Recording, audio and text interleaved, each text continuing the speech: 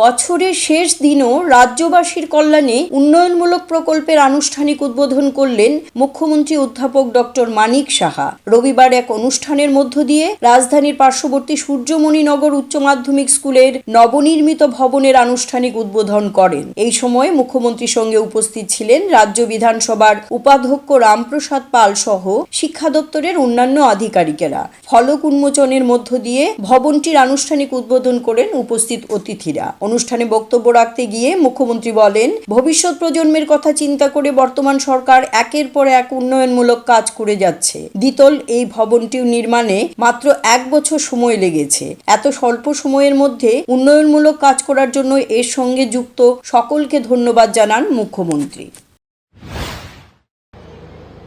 আমাদের ত্রিপুরা সরকার এবং আমাদের এডুকেশন ডিপার্টমেন্টের মূল যে উদ্দেশ্য সেটা হচ্ছে গুণগত মানের শিক্ষা। সেটা আমাদের দেওয়া কর্তব্য এবং দেওয়া উচিত। কেন দেওয়া এই বিষয়ে আমাদের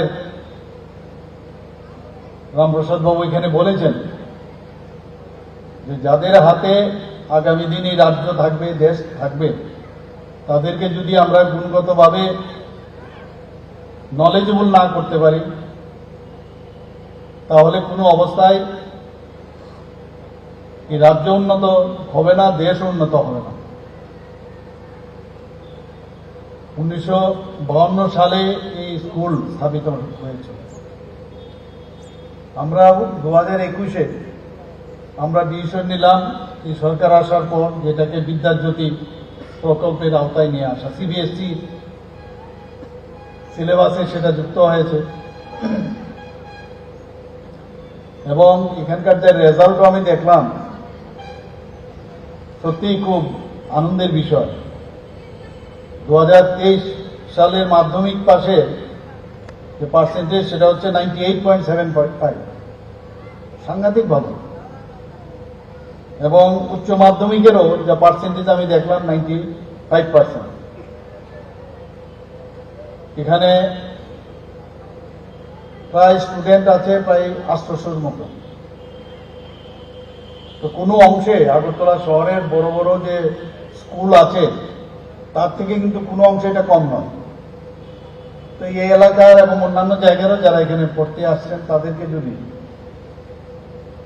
বসার মতো জায়গা এবং তাদের বিভিন্ন যেসব আমাদের ডিসিপ্লিন আছে তার সুব্যবস্থা আমরা যদি না করতে পারি তাহলে কি করে ওদেরকে আমরা ভবিষ্যতের প্রজন্ম ভালো স্টুডেন্ট হিসাবে, ভালো মানুষ হিসাবে তৈরি করি, সেই ব্যবস্থা আমরা শুধু এখানে না সারা ত্রিপুরাতেই আমরা চেষ্টা করছি। CRI TV, channel for news and entertainment.